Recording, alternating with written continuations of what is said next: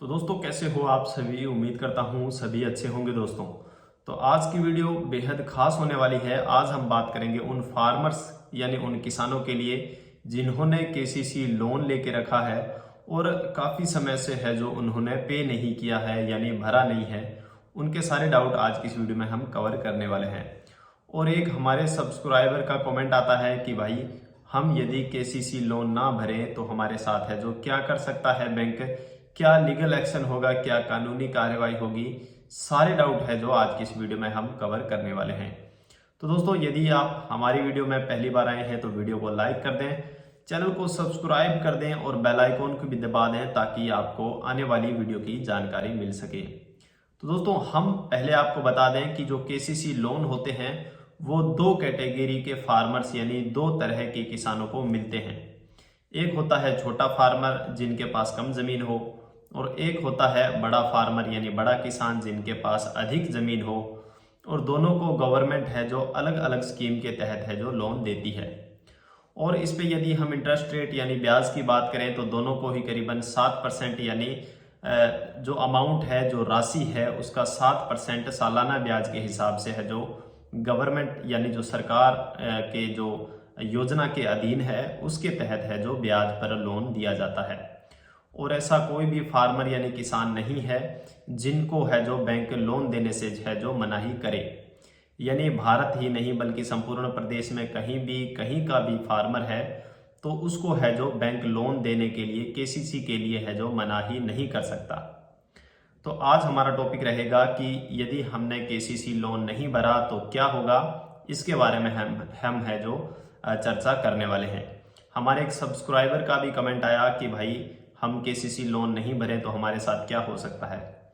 तो मैं आपको बता दूं कि जो जो छोटे फार्मर यानी जो छोटे किसान हैं जिन्होंने 3 लाख तक यानी गवर्नमेंट 3 लाख तक की कैटेगरी में रखती है फार्मर्स को, 3 लाख तक का यदि आपने लोन लिया है तो आपका जो जो दावा यानी जो मुकदमा है या फिर कोई भी कानूनी कार्यवाही है वो आपके तालुका यानी तहसील स्तर पर ही होनी है।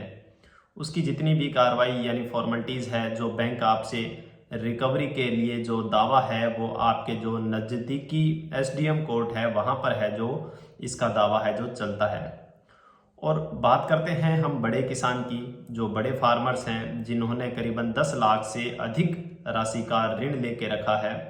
उन फार्मर्स को है जो जयपुर या फिर आपके नज़दीक कोई भी सिटी है वहाँ पर गवर्नमेंट एक उपक्रम चलाती है डीआरटी, यानी डीआरटी के माध्यम से है जो ऋण की वसूली की जाती है।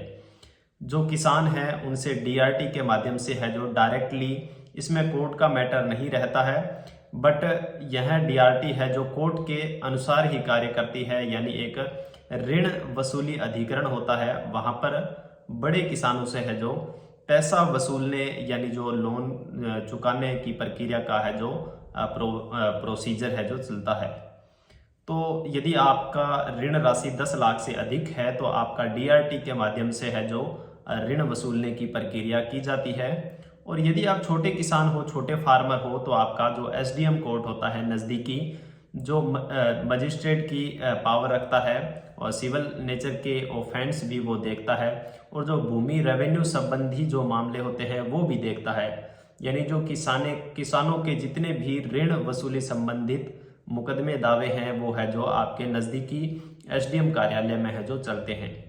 और जिनका अमाउंट बड़ा है यानी जो 10 लाख से अधिक जिन्होंने लोन लेकर रखा है उनका जो मसला हल होता है वो डीआरटी के माध्यम से होता है। तो अब हम बात करें कि क्या ये किसान लोन ना भरे तो क्या होगा। तो दोस्तों फर्स्ट ऑफ ऑल तो किसानों को है जो 5 साल का समय दिया जाता है।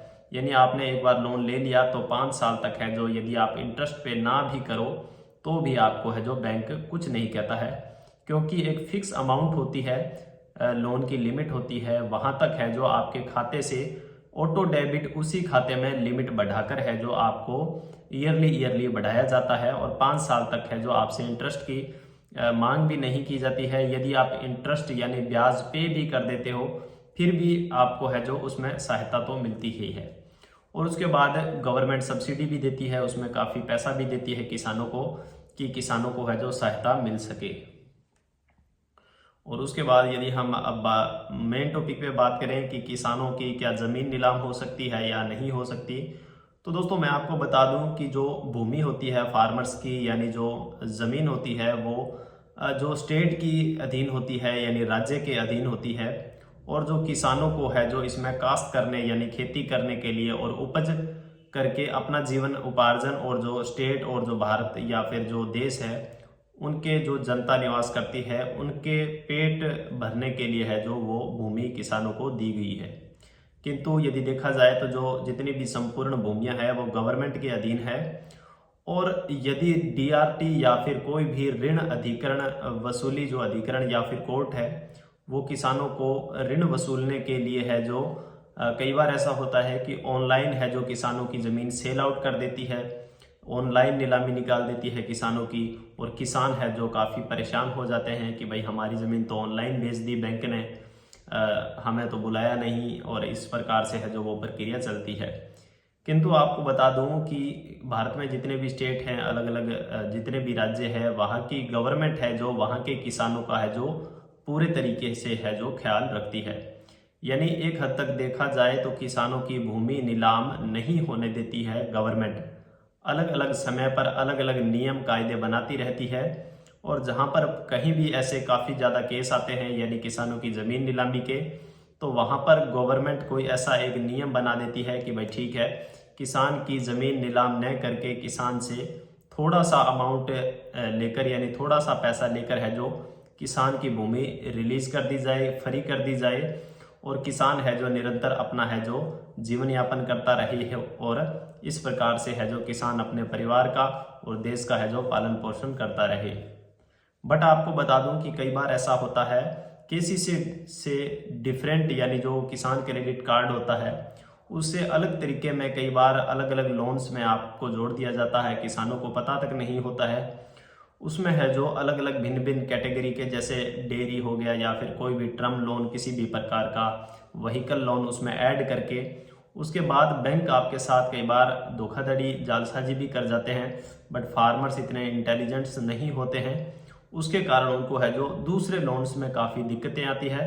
बट यदि हम बात करें केसीसी की, तो केसीसी में है जो फार्मर्स को इतनी दिक्कतें नहीं आती है, और यदि फार्मर देखा जाए उनका भरने की इच्छा हो तो इंटरेस्ट नाम मात्र का उसमें इंटरेस्ट होता है, ब्याज रेट होता है बिल्कुल भी, और उसमें गवर्नमेंट सब्सिडी भी देती है।